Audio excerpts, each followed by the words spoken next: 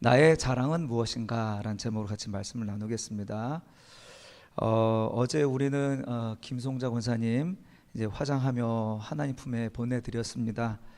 쉼없이 달려온 한 인간의 육신이 이제 한 줌의 재, 또 한 줌의 흙으로 돌아가는 그런 숙연한 과정을 우리가 목격했습니다. 창세기의 말씀처럼 너희는 흙이니 흙으로 돌아갈지니라 하는 그 진리 앞에 우리는 두 눈이 목격하는 순간이었죠. 100년을 채 살지 못하는 우리 인생, 아무리 움켜쥐려 해도 결국 흙에서 와서 흙으로 돌아가는 것이 우리 인생의 피할 수 없는 숙명입니다. 하지만 인생은 그저 흙으로 와서 또 흙으로 허무하게 사라지는 것만은 아닌 것 같습니다. 모든 존재하는 것은 머물다가 간 자리를 남기기 마련이죠. 흔적을 남기기 마련입니다. 자녀들 앞에서 맨 마지막 권면을 하면서 이 말씀을 드렸습니다.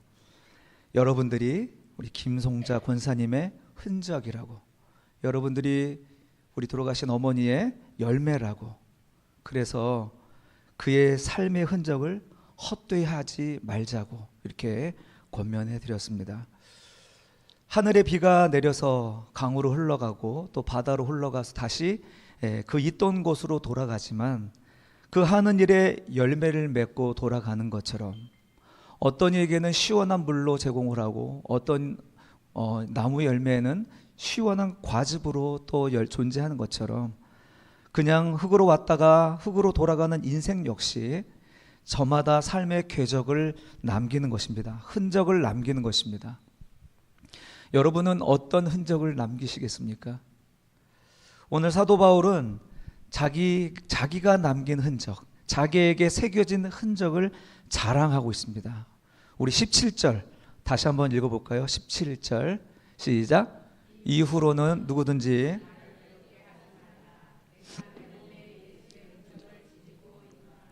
아멘. 지금 사도 바울이 남기고 싶은 것들은 사실 많아요. 그는 가말리엘 문화생이고 또 유대인 중에 또 히브리인 중에 히브리인이고 또 로마 시민권이고 또 학문적으로 뛰어난 사람으로 잘 알려져 있습니다. 그러나 자기의 이름을 남기려 하지 않았습니다. 그리고 내가 율법에 충실한 그런 바리새인이란 것도 자랑하지 않았습니다. 그는 오직 그 안에 심겨져 있는 예수 그리스도의 십자가의 거룩한 흔적, 스티그마라는 것만 자랑한다는 것입니다. 여러분, 자동차가 막 달리다가 급브레이크 밟으면 뭐가 새겨지죠? 까만 스키드 마크가 보여지죠. 그래서 교통사고를 보면 해결을 할 때 그 스키드 마크를 보면서 이제 사고 처리를 한단 말이죠. 그 스키드 마크, 자동차가 지나간 자리, 마치 그 스키드마가 우리 마음에 새겨져 있다는 것입니다.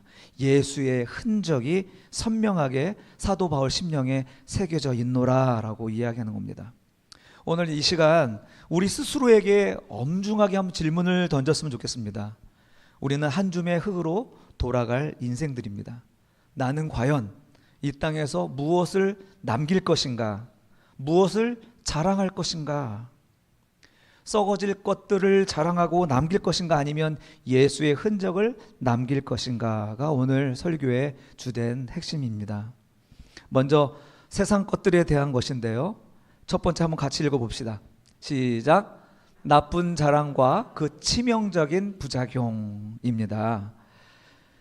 바울은 서신서의 마지막에 자기가 이제 직접 큰 글씨로 써내려가면서 갈라디아 교회 성도들에게 아주 당부합니다. 11절, 내 손으로 너희에게 이렇게 큰 글자로 쓴 것을 보라, 이렇게 썼는데 이게 뭐냐면 사도 바울은 눈이 좋지가 않습니다. 그래서 이야기를 하면 대피라는 사람들이 있었고요.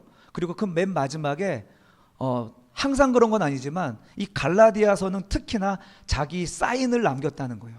마지막 인사나 그리고 자기 사인을 남길 때 그 큰 글자로, 눈도 안 좋으니까 큰 글자로 읽어서 이거는 내가 보낸 편지야, 진실로 다른 사람이 보낸 게 아니라 사도 바울이 보낸 거야 라고 이제 쓰면서 마지막 결론을 내리는 것입니다. 바울은 이 편지가 다른 사람의 거짓된 것이 아니라 직접 쓴 거다라는 것을 이제 증명하기 위해서, 그래서 이 책, 이 갈라디아 편지가 얼마나 중요하고 또 내가 어떤 의지를 가지고 쓴 글인지를 이 마지막 큰 글자로 남긴 이름에서 이제 보여주고 있는 것입니다. 즉 지금부터 내가 쓰는 이 결론을 너희는 절대로 잊지 말라, 반드시 기억하라 라는 간절한 외침이 내가 큰 글씨로 이렇게 썼다라는 말에 담긴 거죠. 자, 바울의 마지막 결론은 무엇이냐?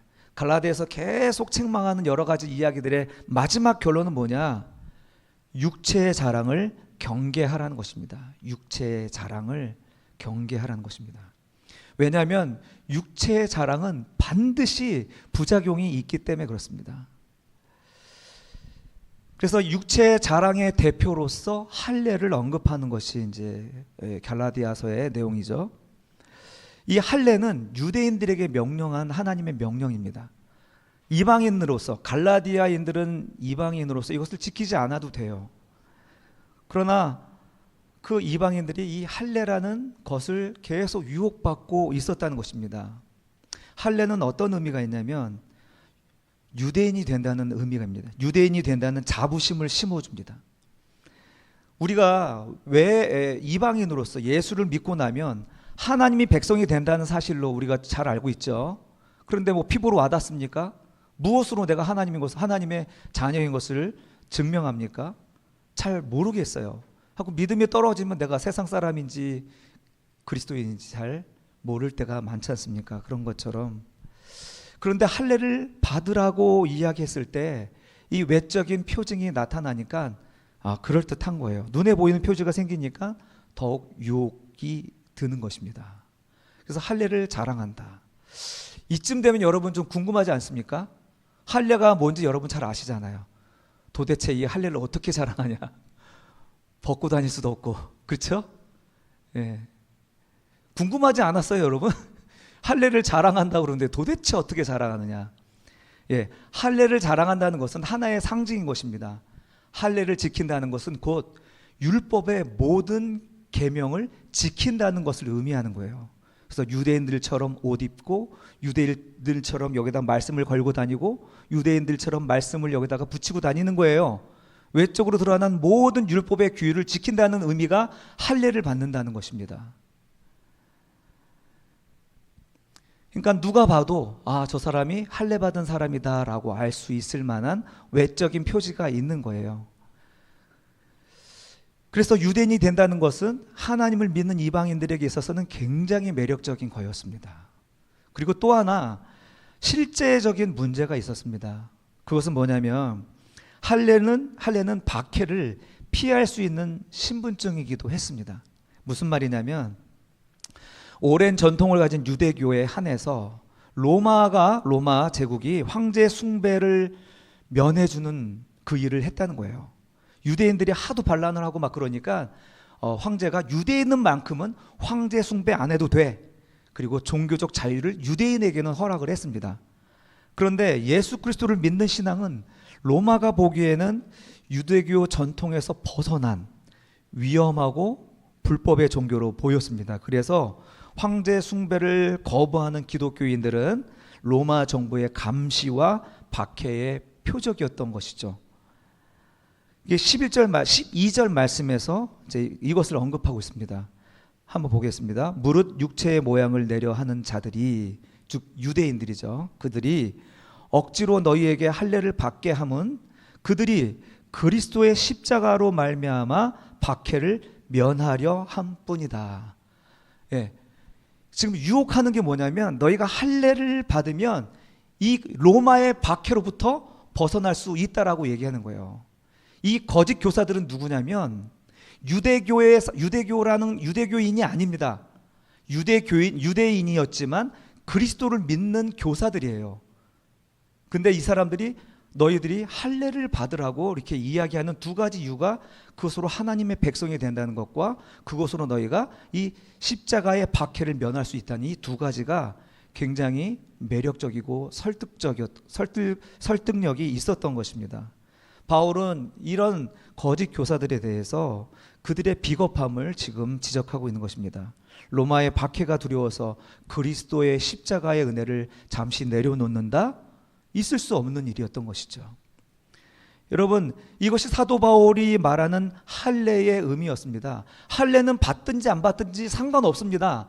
그러나 이 할례가 상징하는 것은 바울이 들을 때 십자가 때문에 너희가 핍박을 받으니 잠시 십자가를 부인하자 또는 유대인이 되자라는 말로 들리는 것입니다. 여러분, 굉장히 설득력 있지 않습니까? 이 죽음을 모면할 수 있는 기회가 아닌가요? 우리 역사 속에서 이런 일이 있었습니다. 저희 역사 속에서도 구한말 이런 일이 있었죠. 너희가 예수를 믿지 않으면 내가 살려줄게. 예수를 부인해라. 아니면 이 십자가를 밟고 지나가라. 그럼 내가 살려줄게 하는 구한말의 역사, 또 유교의 역사가 있지 않았습니까? 말 한마디로 잠시 예수 부인하고 다시 예수 믿으면 되잖아요. 뭐가 문제입니까? 얼마나 실용적이고 합리적입니까? 그런데 여러분, 한 번 배신하면 또 배신하는 것입니다. 이렇게 살아남은 배신자들이 한국교회의 주류라는 사실을 아십니까? 역사의 어려운 순간마다 이들은 지속적으로 배신했고, 이들은 힘에 부합했고, 기득권에 빌붙었고, 넓은 길을 선택했던 것입니다. 한경진 목사가 그랬고, 또 한신대의 김재준 박사가 그랬습니다. 지금은 또 WCC라고 하는 넓은 길을 한국교회가 선택하고 있습니다. 기득권에 빌붙어 있습니다. 정부의 권력을. 여러분, 바울이 싸우는 사람이 바로 이와 같은 자들입니다.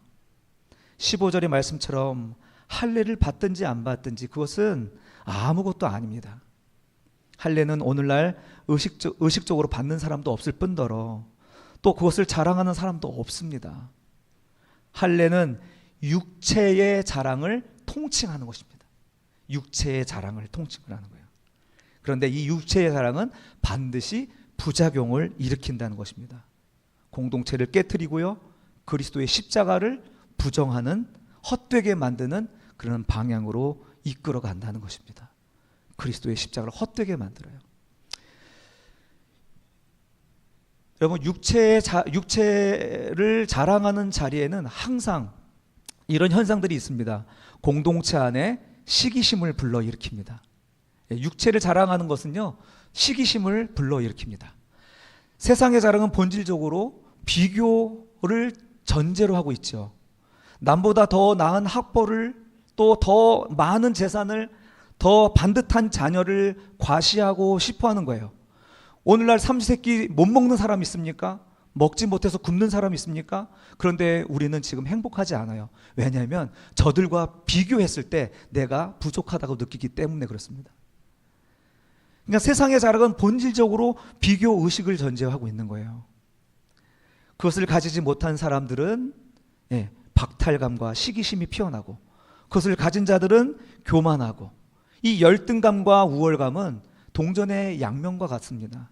이것이 육체를 자랑하는 세상의 모습이 아닙니까?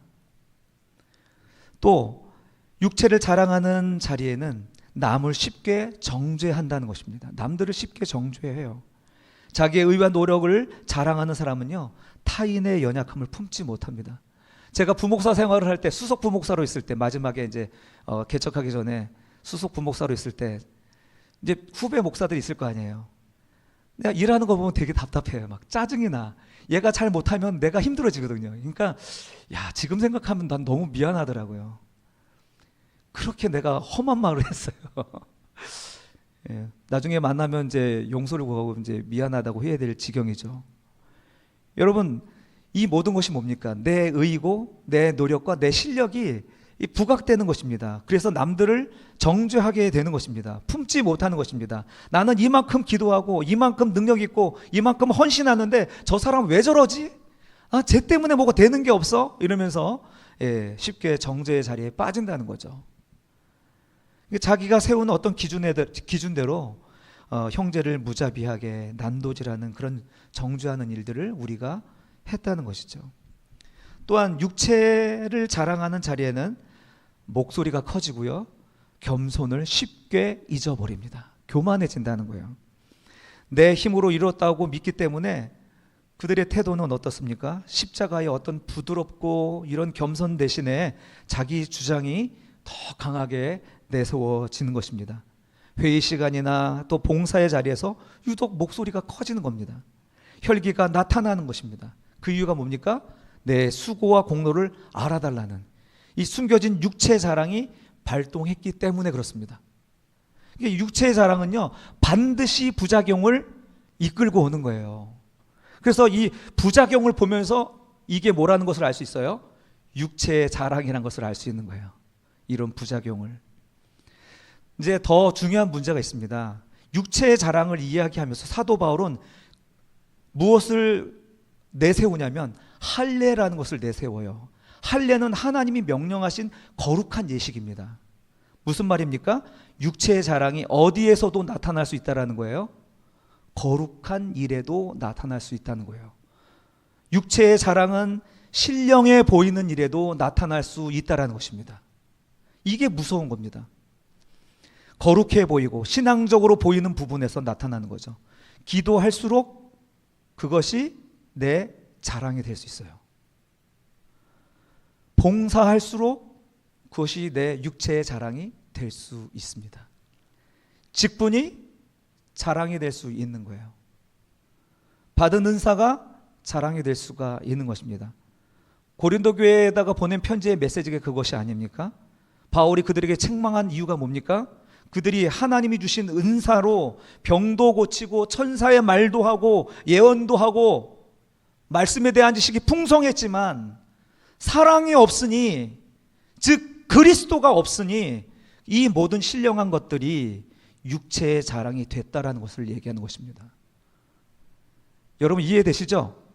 예, 우리의 육체 자랑은 이 신령한 것으로도 얼마든지 나타날 수 있다라고 얘기하는 겁니다. 교회를 힘들게 하는 사람들은 충성하지 않는 사람들이 아닙니다. 그런 사람들은 교회를 힘들게 하지 않습니다. 진짜 힘들게 하는 사람들은 헌신하고 충성할수록 이런 힘들게 할 수 있는 가능성과 여지가 충분하다는 거예요. 그러니 우리의 마음을 정말 그리스도 앞에 붙들고 있지 않으면 요 선을 넘어가는 거예요.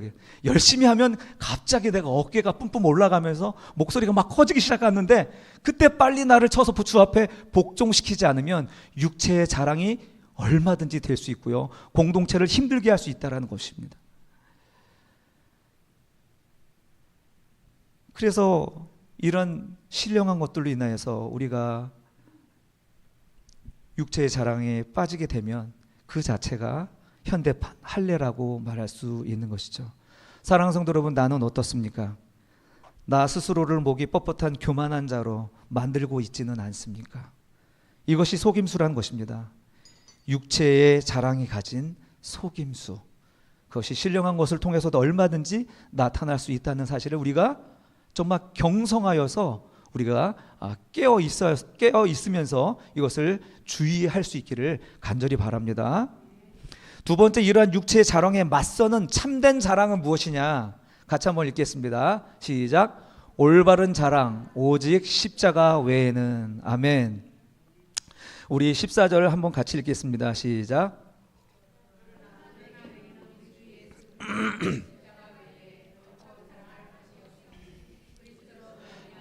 세상에 나를 대하여 십자가에 못 박히고 내가 또 세상을 대하여 그러하니라. 아멘. 이 부분을 세 번역으로 읽어드릴게요. 그리스도로 말미암아 내 쪽에서 보면 세상이 죽었고 세상 쪽에서 보면 내가 죽었습니다 라고 이야기하는 것이죠. 예, 무슨 말이냐면 이 죽는다는 의미가 뭐냐면 그 관계에 의미가 없다는 것입니다. 예, 의미가 없어지면 그 관계는 죽은 관계입니다. 부산역 거리에 사람들이 많이 지나갑니다. 그렇죠? 많은 사람들이 지나갔는데 그 사람들이 내게 대하여 의미가 없는 사람들이죠. 그 사람들과 관계를 맺은 적이 없습니다. 그 사람들과 소통하지 않습니다. 그래서 그 관계는 죽은 관계입니다. 사도는 오직 그리스도, 예수 그리스도의 십자가만 자기에게 의미가 있는 거라고 얘기합니다. 다른 것은 의미가 하나도 없다라고 말하는 것이에요. 그거 외에는 중요하지 않다라는 것입니다. 죽었다는 표현은 관계가 없다, 의미가 없다 이 말을 하는 것입니다. 오직 내게 의미 있는 것은 그리스도의 십자가뿐이라. 할렐루야. 그리스도의 십자가뿐이라면 나머지는 어떻습니까? 중요하지 않은 겁니다.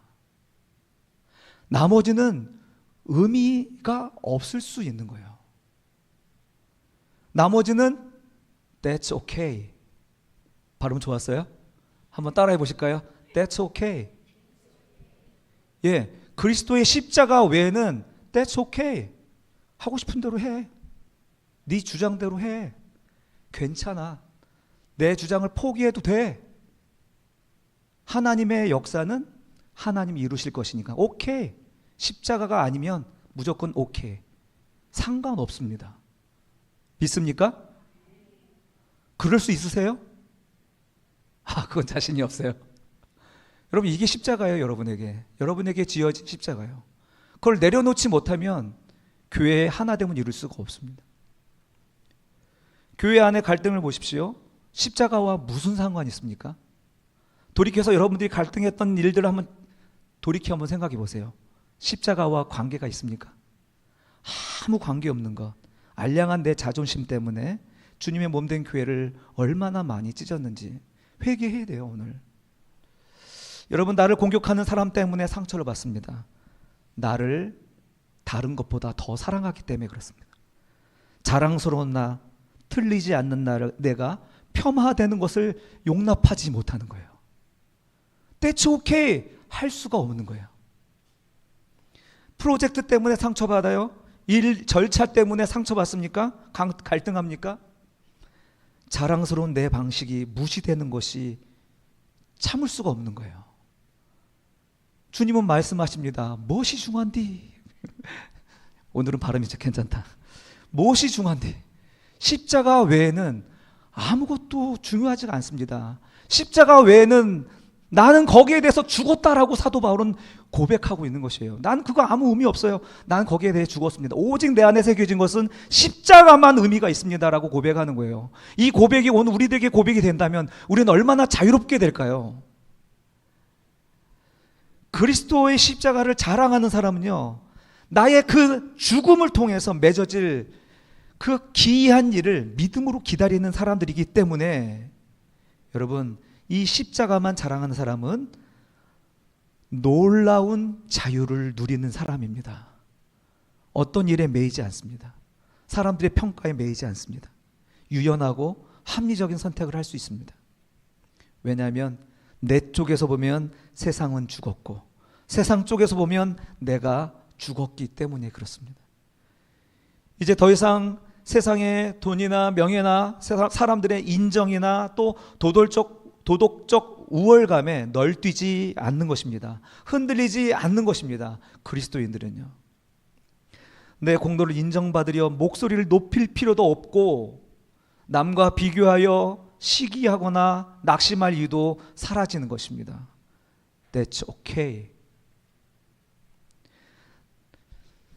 나의 정체성은 오직 십자가에서 생명을 내어주실 만큼 나를 사랑하신 예수 그리스도께 있기 때문에 다른 것은 아무 의미가 없는 것입니다. 사랑하는 성도 여러분, 우리에게 중요한 것은 완전히 새로운 존재로 거듭났다는 이 사실 하나만 중요한 줄로 믿습니다. 여러분이 그리스도의 십자가로 거듭났다면 다 같이 외치십시다. That's okay. 아멘.